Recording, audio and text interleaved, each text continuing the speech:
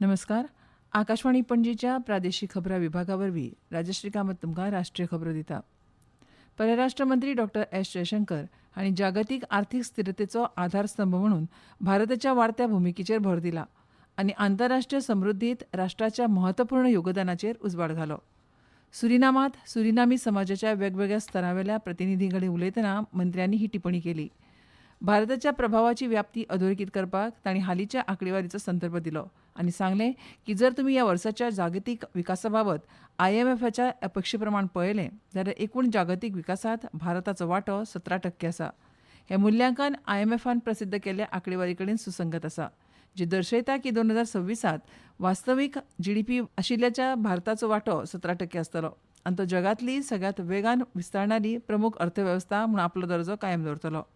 मंत्र्यांनी मुखार राष्ट्र सीमा हुंपी विकासाची दूरदृश्टी स्पश्ट केली आनी भारताच्या औद्योगीक आनी आर्थीक उदयाक जागतीक स्थिरतेचें साधन म्हणून मांडलें. India contributes to the 17% of the total global growth. We help to de-risk the international economy. We help to give more possibilities. We are creating more options. We are today negotiating and concluding more free trade agreements for countries to avail of it. And along with that, we are trying to create a global footprint so that our impact on the international economy and the de-risking of the world is as impactful, as far-reaching as possible. भारताचे पयले राष्ट्रपती राजेंद्र प्रसाद हांच्या हस्तुकीं 1951त जिर्णोद्धार जाल्ल्या सोमनाथ मंदिराचें उक्तावण जाल्ल्याक 75 वर्सां पुराय जाल्ल्याच्या निमतान सोमनाथ अमृत पर्व मनोवपा खातीर प्रधानमंत्री नरेंद्र मोदी 11 मेक गुजरातात सोमनाथ मंदिराक भेट दितले. प्रधानमंत्र्यांनी आयज एका राष्ट्रीय दैनिकांत लेख बरोवन ही म्हायती दिली. ह्या लेखांत तांणी म्हळां की कांय म्हयन्यांतूच सोमनाथा कडेन संबंदीत 2 म्हत्वाच्या कार्यक्रमांक उपस्थित रावप हो तांचे खातीर एक सन्मान आसा. ह्या वर्साच्या सुरवातीक प्रधानमंत्री मोदींनी सोमनाथ स्वाभिमान पर्वात भाग घेतिल्लो, जे मंदिरार जाल्ल्या पयल्या हल्ल्याक 1000 वर्सां पुराय जाल्ल्याचे निमतान आयोजीत केल्लें.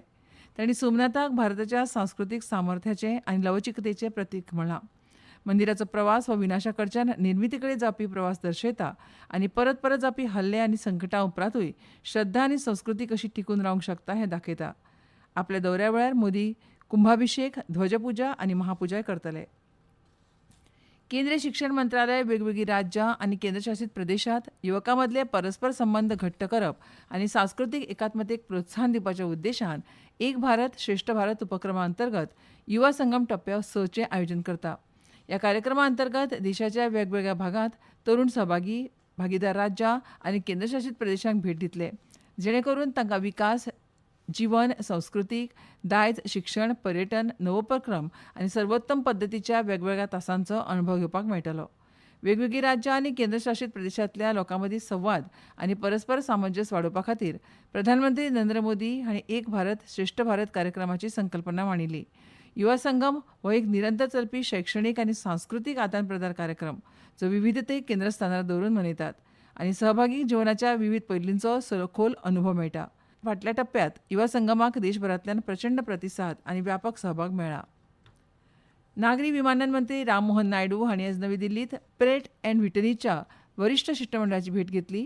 सोशल मिडियात दिल्ल्या पोस्टांत मंत्री नायडू हांणी सांगलें की भारतांत कंपनीची वाडत आशिल्ली गुंतवणूक ही ईज ऑफ डुईंग बिझनेस संबंदीत सुदारणांनी जागतीक पांवड्याचेर मूळ उपकरण निर्मात्याच्या देशांत आपली उपस्थिती घटमूट करपाक कशी प्रोत्साहन करता तें दर्शयता.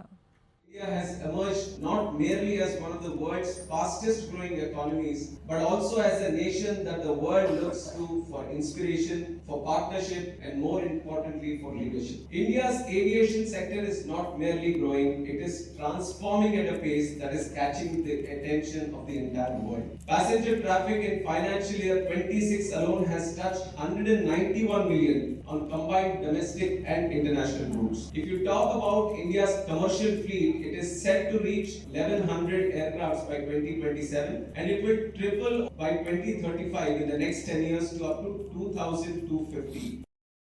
भारताच्या सिमरनजीत कौरान आज शांघायत सुरू आशिल्ल्या आर्चरी वर्ल्ड कप स्टेज 2त बायलांच्या रिकर्व वैयक्तीक प्रकारांत उपांत्य फेरयेंत प्रवेश केला. भारतीय हवामान विभागान ह्या म्हयन्याच्या 10 ते 13 तारखे मजगतीं देशाच्या वायव्य भागात तुरळक ते विखुरलेल्या स्वरुपात गडगडाटा सयत वादळ आनी विजांचो कडकडाट आनी नेटाच्या वाऱ्याचो अदमास दिला, तर कोकण आनी गोंयांत आज उश्ण आनी दमट हवामानाची शक्यताय आसा अशें हवामान खात्यान सांगलां.